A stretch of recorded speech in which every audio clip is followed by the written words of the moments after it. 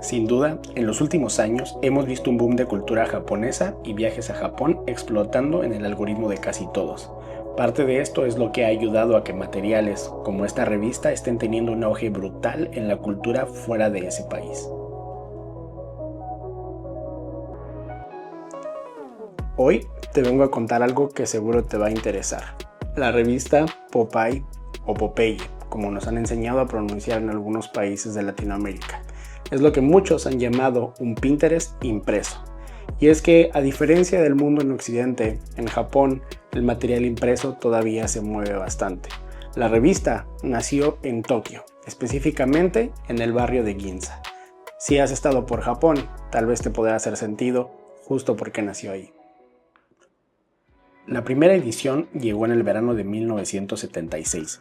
Se basaba en contenido con influencias 100% occidentales, altamente inspirado en la moda y el estilo de vida californiana. Fue tal el efecto y la obsesión que causó entre la juventud japonesa que al principio incluso se creía que era parte de propaganda del gobierno de Estados Unidos. Pero el contenido evolucionó. Durante la burbuja económica a finales de los 80 empezó a servir como una guía de consumo high-end. Para los 90 dio un giro total hacia el street fashion, incorporando celebridades en sus portadas. La tendencia de volver la impresión una guía de consumo tomó fuerza en los 2000, transformándose en un catálogo de ropa de diseñador.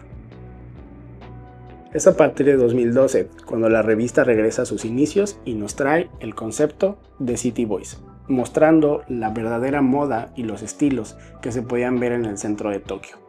El editor actual de la revista describe un City Boy no solamente como esa persona que le gusta la moda y el buen vestir, también le gusta la cultura, la comida, los viajes, el cine, el buen café, prácticamente todo lo que su ciudad le puede ofrecer. Basado en todos estos aspectos que los City Boys consideran disfrutables, es que la revista cura su contenido. Por eso ha sido comparada infinitamente con un catálogo. Los lectores encuentran estas imágenes de outfits con la vibra única de la revista, y al lado se incluye la descripción de cada prenda, accesorio, precio y referencias a cada marca o tienda para que lo puedas replicar.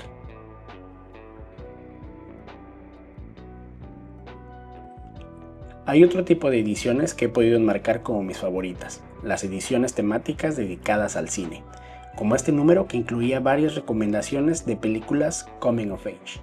Fue aquí donde descubrí Ghost World, una verdadera maravilla cinematográfica. Recientemente, también se han dado a la tarea de impactar a los turistas y a la cultura occidental con números que son prácticamente guías de viaje, como esta, que es una de sus primeras ediciones impresas completamente en inglés, haciendo un recorrido por Tokio con recomendaciones especiales de los editores. De hecho, en su último número de este año 2026, acaban de presentar una guía brutal para recorrer Japón bajo su propio ojo curatorial. Hoy en día, la revista Popeye pertenece a la casa editorial Magazine House. Y aquí hay un dato curioso. ¿Qué pasa cuando la palabra boy o boys no encaja con todos los posibles lectores? Derivado de Popeye, se han desprendido las ediciones anuales llamadas Girlfriend, donde el contenido va dirigido hacia el público femenino. Según datos de la revista, alrededor del 30% de sus lectores actuales son mujeres. El resto se contabiliza en hombres de entre 20 y 40 años. Pensando en esa última cifra, Magazine House también se enfocó en el nicho maduro y lanzó la revista Brutus, que tiene un contenido dirigido a todos esos City Boys que ya crecieron y cuya vida cambió hacia la de un hombre más maduro. Estas revistas, Popeye, Brutus, si estás en Japón, las puedes conseguir prácticamente en cualquier librería o puesto de revistas. Desde México o cualquier otra parte del mundo lo puedes hacer a través de Amazon, que es como yo he conseguido la mayoría de estas. Sin embargo, el único inconveniente será los impuestos o el envío. Pero si eres fan de la fotografía increíble, la estética japonesa, todo este material conjunto, tal vez valga la pena que te des la oportunidad de conseguir un número de estos. Déjame en los comentarios si te gusta este tipo de revistas o si ya la conocías anteriormente. No olvides suscribirte. Nos vemos en el próximo video. Bye.